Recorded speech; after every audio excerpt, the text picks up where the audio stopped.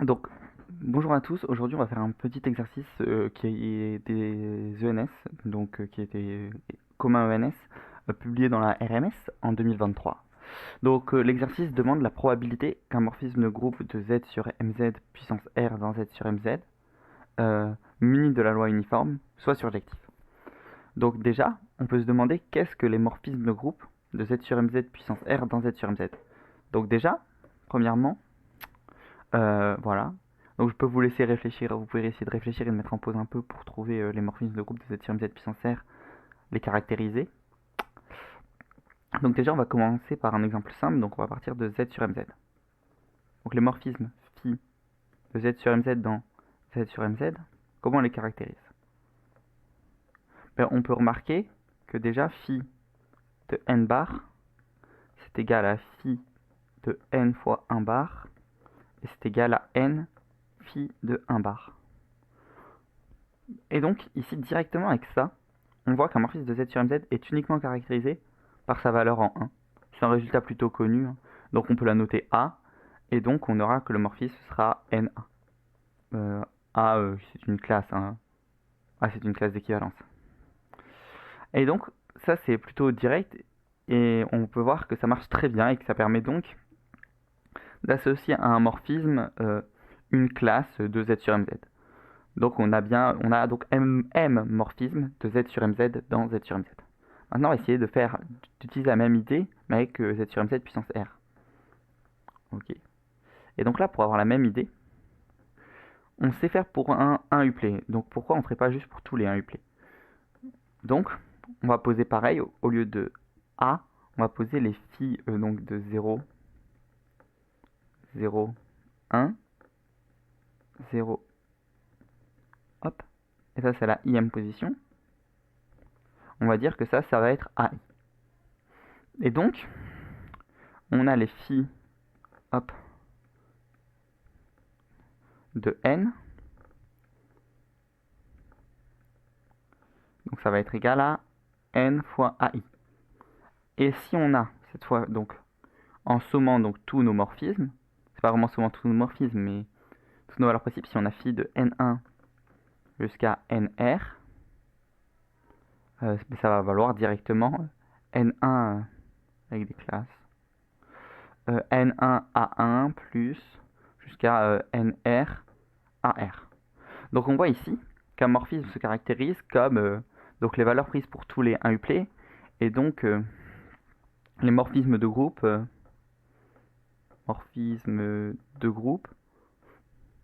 ils vont être isomorphes à 1m puissance r, hein, par exemple. Les A1, je prends des classes d'équivalence, donc je prends leur représentant dans 1m. Et ensuite, et donc ça, on va prendre un couple A1, AR. Et donc par la suite, on va raisonner sur seulement ces couples d'entiers. Mais avant de commencer à raisonner à trouver la probabilité grâce au couple d'entiers et à la loi uniforme sur 1m puissance r, on va essayer de caractériser à quelles conditions sur le couple d'entiers le morphisme est surjectif et vice versa. Donc il faut trouver une équivalence. Donc je vous laisse essayer de trouver l'équivalence. Donc on a phi surjectif, si et seulement si A1 AR M soit égal à 1. Comme dans Z sur MZ, dans Z sur MZ, où c'est juste qu'il faut que A soit premier avec M pour que ce soit surjectif. Donc comment on prouve ça? Ça va juste être 2 fois Bézout. Donc si phi est surjectif, on a phi de 1. Non, il existe des noms tels que phi de n1 jusqu'à nr soit égal à 1, ça existe.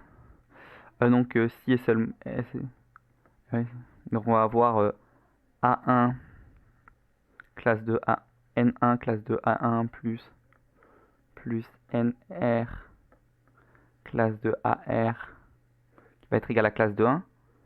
Et ici, on peut directement dire si et seulement si il existe un K appartenant à Z tel que, on va sortir toutes les classes, donc on va rajouter le coefficient m, donc on va avoir du n1a1 plus nr ar qui est égal à 1 plus k fois m. Et donc ici, on peut directement passer le k fois m de l'autre côté, et on retrouve notre relation de Bézout, ce qui implique qu'on ait A1 qui soit premier avec AR, qui sont premiers entre eux. Dans leur ensemble, hein, pas 2 à 2, hein, bien sûr. Et ensuite, pour le sens réciproque, donc ça c'était le sens direct. Et pour le sens réciproque, ce qu'on va faire, c'est qu'on va directement dire que le morphisme est surjectif si et seulement si 1 est atteint. Parce que si on a 1, il suffit de multiplier toutes les valeurs fois 2, fois 2, fois 2. Et donc ici, ça va multiplier la classe par 2 et on peut avoir toutes les classes, donc en multipliant à chaque fois par n.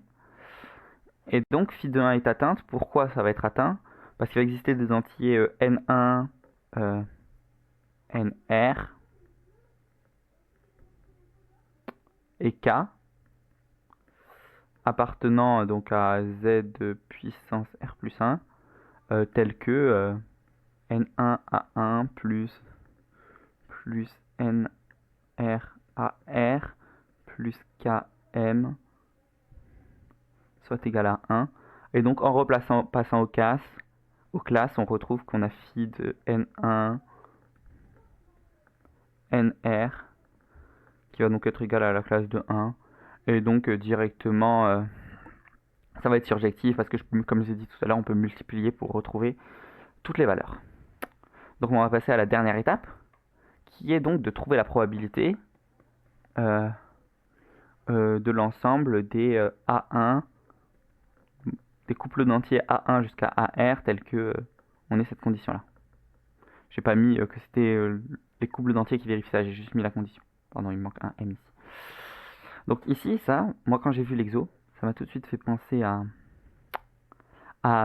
la preuve de la formule de l'indicatrice de l'heure par un argument probabiliste. Donc on va revoir ici, comme ça ce sera plus simple et après vous pourrez peut-être essayer de faire ça si vous l'avez jamais vu. Ou même si vous avez déjà vu, vous pouvez essayer de faire pause et de réfléchir. Et donc on a donc phi de n, la formule, c'est le produit de i égale 1 jusqu'à r, des pi alpha i moins, pardon, pi alpha i moins 1. Ça c'est la formule qu'on veut montrer.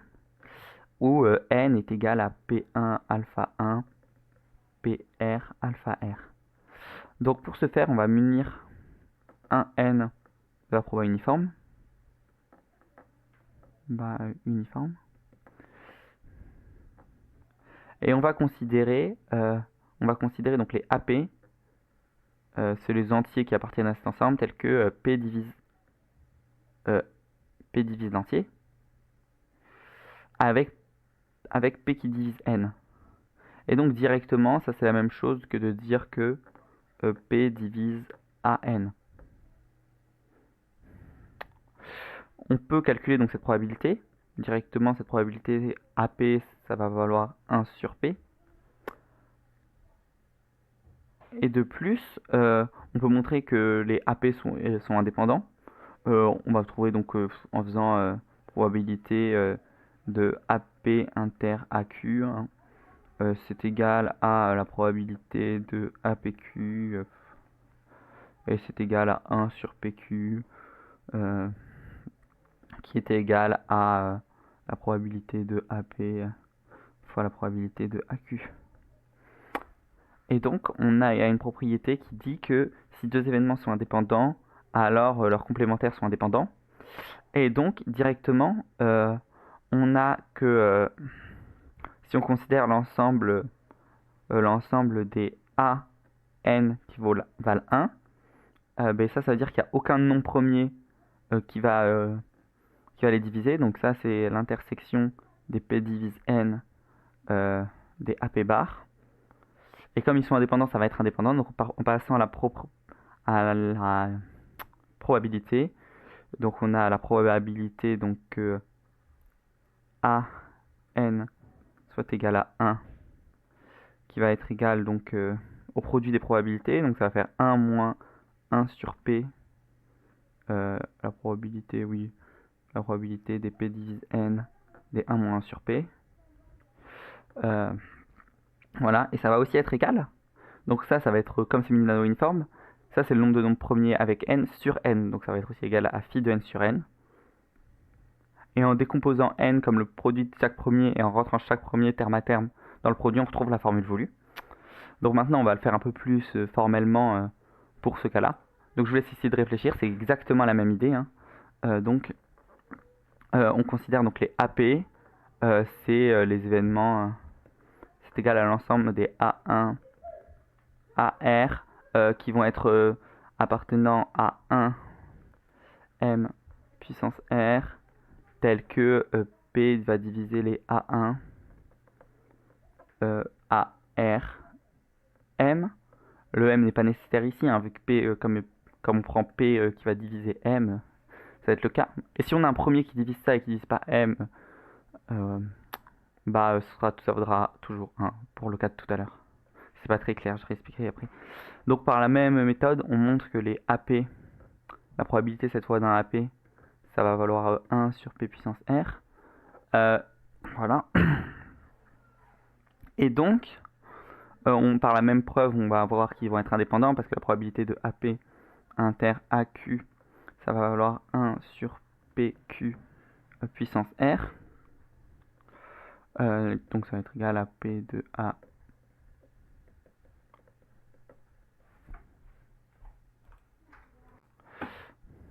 Et donc on a P de AP, P de AQ. Voilà. Et donc ils sont indépendants. Et on a qui vont être que ça va être l'événement surjectif, donc S, ça va être l'ensemble des couples A1, AR, tels que A1, AR, M soit égal à 1. Et donc la probabilité de S, ça va être la probabilité de l'intersection des P divise M des AP bar. Pourquoi c'est vrai? Pourquoi il faut qu'aucun des premiers qui divise M ne divise les A1? Et pourquoi il n'y a pas d'autres conditions plus fortes?